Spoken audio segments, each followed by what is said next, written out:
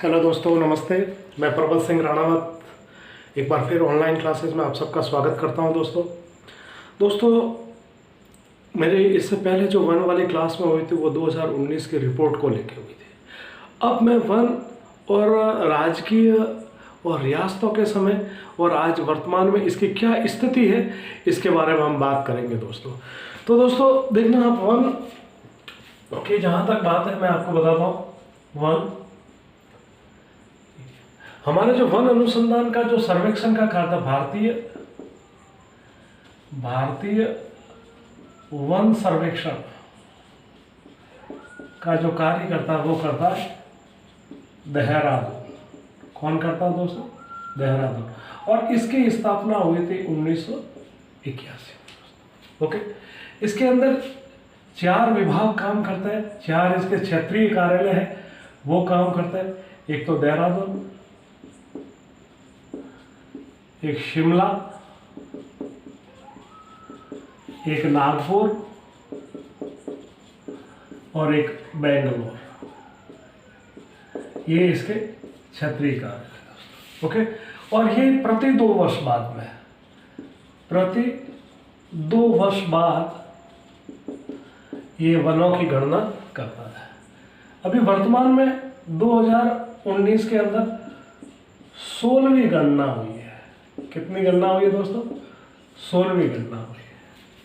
अब राजस्थान में देखें हम, तो राजस्थान के अंदर में जो वन विभाग की स्थापना की गई थी, वन विभाग की जो स्थापना की गई थी वह की गई थी 1949 में, और इसका मुख्यालय दोस्तों जो है वो जयपुर में दोस्तों। ओके, अब बात करूं मैं इसका मुख्यालय कहाँ, तो भी राजस्थान के अंदर भी जयपुर है, जो हमारे इसके अंदर काफी पोस्ट है। दूसरा दोस्तों 42वां संविधान संशोधन 1976 जो संविधान संशोधन हुआ था उसके तहत पहले ये राज्य सूची का विषय था, वर्तमान में इसे समवर्ती सूची का विषय बना दिया और इसे नीति निर्देशक तत्वों में शामिल किया गया है। नीति निर्देशक तत्वों में शामिल किया गया है और ये अनुच्छेद 48A में इसका वर्णन मिलता है दोस्तों। ओके दोस्तों, ये इसके जो संभाग, लेकिन इससे पहले भी रियासतों में जब वनों को बचाने के लिए प्रयास किया गया था, राजस्थान में रियासतों के अंदर भी इस प्रकार के प्रश्न इनको बचाने का काम हुआ दोस्तों। मैं बता दूं आपको, 1910 में सबसे पहले जोधपुर ने वन संरक्षण अधिनियम बनाया दोस्तों। ओके दोस्तों, वन संरक्षण पर जो थे उन पर 1921 में ही मारवाड़ में यानी कि जोधपुर में इसमें वनों में शिकार पर प्रतिबंध लगा दिया। कहां पर? शिकार पर प्रतिबंध। 1924 में दोस्तों कोटा में, देखना 1910 में सबसे पहले ये प्रयास किसने किया? जोधपुर।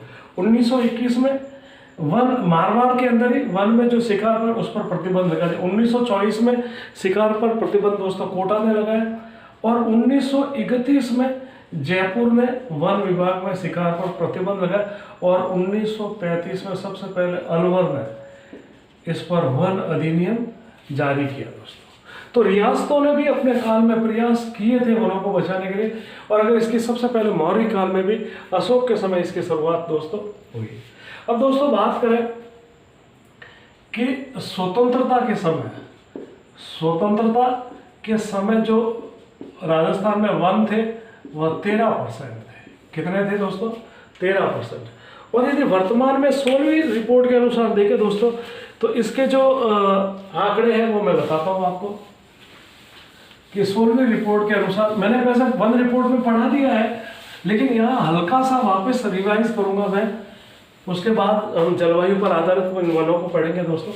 तो आप देखना, जो 16वीं रिपोर्ट है 2019 में, जो 30 दिसंबर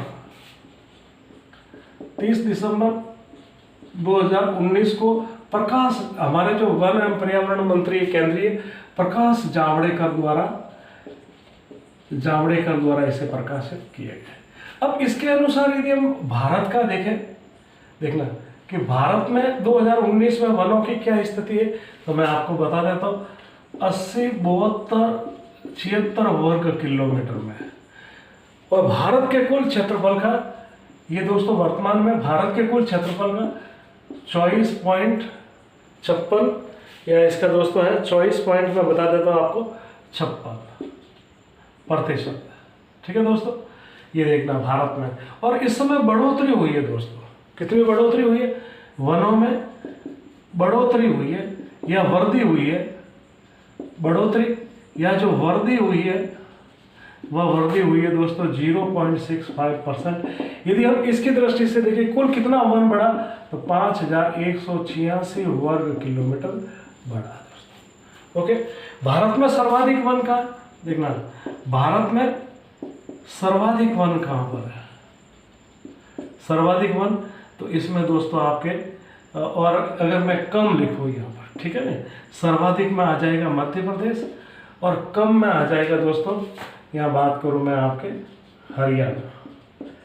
अगर मैं प्रतिशत की दृष्टि से करूँ कि प्रतिशत की दृष्टि से सर्वाधिक कहाँ पर है, तो मिजोरम। कहाँ पर है सर्वाधिक, मिजोरम। सर्वाधिक कहाँ पर है, मिजोरम। और कम कहाँ पर है दोस्तों, तो पंजाब। ये ध्यान रखना। अगर इसी प्रकार हम राजस्थान के आंकड़ों का वर्णन करते हैं 2019 की रिपोर्ट के अनुसार, तो राजस्थान में कुल वन कितना, तो देखना दोस्तों 32,700 और 37 वर्ग किलोमीटर के अंदर, 37 वर्ग किलोमीटर। राजस्थान के कुल भूभाग पर, यानी राजस्थान के क्षेत्रफल का, राजस्थान के क्षेत्रफल का, तो ये आ जाएगा दोस्तों 9.57%। भारत के कुल क्षेत्रफल का राजस्थान में बन गया, भारत के कुल क्षेत्रफल का कितना राजस्थान में, तो आ जाएगा 4.28%। ओके दोस्तों, इसी प्रकार राजस्थान में सर्वाधिक वन का देखना, राजस्थान में सर्वाधिक वन का और कम कहाँ पर है, राजस्थान में सर्वाधिक हो जाएगा दोस्तों उदयपुर।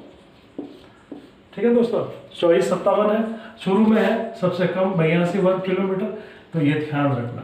अगर परसेंटेज के आधार की, परसेंटेज में सर्वाधिक कहाँ पर है, तो दोस्तों उदयपुर ही है। क्या है, उदयपुर। और परसेंटेज में कम कौन सा है दोस्तों, तो यहाँ पर देखना वन सर्वाधिक कम का चूरू में, सर्वाधिक कहाँ उदयपुर। प्रतिशत के आधार पर सर्वाधिक कहाँ उदयपुर ही, लेकिन प्रतिशत के आधार पर सबसे कम जो हुआ है दोस्तों जोधपुर। ओके दोस्तों, अगर 2017 की बजाय 2019 में, ठीक है, 2019 में सर्वाधिक वृद्धि कहाँ हुई है, सर्वाधिक वृद्धि तो बाड़मेर। और सबसे ज्यादा कमी कहाँ हुई है, तो वो हो जाएगा दोस्तों उदयपुर। ये ध्यान रखना, 2019 में सर्वाधिक वन में वृद्धि कहाँ पर हुई है, तो बाड़मेर। सबसे कम कहाँ पर हुई, उदयपुर। ये मुझे आपको एक तरीके से बताना था कि ये आंकड़े क्या है। अब मैं आता हूँ इसकी आपकी नीतियों पर कि इसकी नीति क्या है और क्या कहता है। देखना दोस्तों, हमारे सबसे पहले देखना आप, सबसे पहले 1855 में लॉर्ड डलहौजी ने भी इस प्रकार के नियम नीति बनाकर प्रयास किया था। इसके बाद दोस्तों 1865 में इस पर भी कानून बना था। फिर जो कानून बना दोस्तों 1878 में वन कानून बना, वन कानून बना। ओके, फिर 1894 में अंग्रेजों के समय भारत की पहली वन नीति, भारत की पहली वन नीति बनी। कब बनी दोस्तों, 1898। लेकिन स्वतंत्रता के बाद 1952 में फिर पहली स्वतंत्र भारत की पहली वन नीति कह सकते हैं, राजस्थान की पहली नीति कह सकते हैं, राजस्थान की वन नीति। इसके अनुसार हमें कितना वन होना चाहिए, 33% भूभाग पर या 1/3 पर होना चाहिए। इसी के आधार पर दोस्तों, इसी में फिर 1952 वाली वन नीति में संशोधन किया। 1952 ये RS प्रीलिम्स में पूछा गया दोस्तों। 1952 की जो वन नीति थी उसमें संशोधित किया गया 1982। इसके अनुसार जो राजस्थान में वन होना चाहिए वह देख लीजिए आप कि पहाड़ी क्षेत्रों में 66.67 पहाड़ी क्षेत्रों में, मैदानी भागों पर होना चाहिए दोस्तों 25%, और अन्य या पठार में सारा ले लो तो उसमें होना चाहिए करीबन 8% दोस्तों। ये ध्यान रखना, मैं लगभग 100% आपको बता दिया दोस्तों। ओके, इसी 1952 के अनुसार हमारी जो वन अधिनियम 1953 में वन अधिनियम जारी किया। क्या जारी किया दोस्तों? वन अधिनियम जारी किया। और ये वन अधिनियम के आधार पर वनों को 3 भागों में बांटा गया। एक आरक्षित यानी कि रिजर्व, एक रक्षित यानी प्रोटेक्टेड, एक अवर्गीकृत दोस्तों। आरक्षित जो वन है वर्तमान में वो है 38.11, और ये सर्वाधिक जो है दोस्तों उदयपुर में। ये मैं कौन से आंकड़े बता रहा हूँ? 2019 को, जो 30 दिसंबर 2019 को प्रकाश जावड़ेकर द्वारा जारी किए गए थे उनके अनुसार। ओके दोस्तों, ये जो हमारा रक्षित वन है वह है 5.64, और ये सर्वाधिक है दोस्तों 12। ये ध्यान रखना, मैंने वन रिपोर्ट में इसमें प्रतापगढ़ बोल दिया था, उसमें आप सुधार कर लेना, थोड़ा सा ये सुधार है यहाँ पर। और अवर्गीकृत वन है वह 6.25% कुल भूमि का, और ये सर्वाधिक है बीकानेर के अंदर। ओके दोस्तों, कहाँ पर है दोस्तों? ये बीकानेर में। इनमें आपको कुछ याद रखना, जैसे राजस्थान में वनावरण, एक वनावरण यानी फॉरेस्ट के अंदर जो कुल जमीन है वो कितनी है दोस्तों? 16,200। मैं आपको बता देता हूँ, 16,000 जो है वनों के आरक्षण के अंदर या वनावरण के अंदर वो है दोस्तों, जो है 16,229 वर्ग किलोमीटर। कितना है? 16,200। और वृक्षारोपण के अंदर जो है, वृक्षारोपण के अंदर वो है 8,112 वर्ग किलोमीटर। यदि इसको कुल जोड़े तो 24,000 और समथिंग आ रहा है दोस्तों, जिसको आते हैं 24,771, यानी कुल परसेंटेज 7.22% आता है दोस्तों। वनावरण एक अलग चीज है दोस्तों, जिसका घनत्व 10% 10 से अधिक हो वो। वृक्षारोपण जो है वो दोस्तों एक वृक्ष के अंदर कितना, इसके अंदर कितना एरिया घेरता है, वो वाली बात है। अब दोस्तों इस पर बात करते, थोड़े से अन्य प्रश्नों पर भी हम बात करते हैं कि वो अन्य, एक बार बता देता हूँ मैं आपको कि सबसे पहले लॉर्ड डलहौजी ने काम किया। 1965 में कानून बना। 1978 में वन कानून बना। 1900 में भारत की पहली वन नीति, स्वतंत्र भारत के बाद में पहली वन नीति 1922 में। इसके अनुसार 33% या 1/3 पर होना चाहिए। 1952 की नीति में 1982 में संशोधन किया गया, ठीक है। उसके अनुसार पहाड़ी क्षेत्रों में 66.67, मैदानी भागों में 25%, पठारी भागों में 8%। फिर 1952 की जो नीति थी उस पर दोस्तों एक अधिनियम जारी, 1952 की वन नीति पे 1953 में एक वन अधिनियम जारी किया गया, जिसको 3 भागों में बांटा गया। आरक्षित, इसके अंदर दोस्तों आरक्षित है किसी भी प्रकार की पशुपालन और उस कटाई की अनुमति नहीं दी जाती, और ये 38.11% है, और ये सर्वाधिक उदयपुर में। अगर आपका वर्ग किलोमीटर पे इसके अंदर लिखना है दोस्तों कि इसके अंदर कितना किलोमीटर वर्ग किलोमीटर है, तो मैं आपको बता देता हूँ 12,475 है दोस्तों। ये जो है दोस्तों वो है 18,217। 12 में कितना? ये जो रक्षित वन कितना है? 18,217, और ये जो है 2,445 जो अपना है। इसके अंदर पशुचारण की अनुमति नहीं दी जाती है। इसके अनुसार पशुपालन और लकड़ी कटाई कुछ शर्तों के साथ दी जाती है, और अवर्गीकृत के अंदर आपको अनुमति लेने की जरूरत नहीं पड़ती, क्योंकि ये ओरण आते हैं। देखना दोस्तों, एक शब्द आता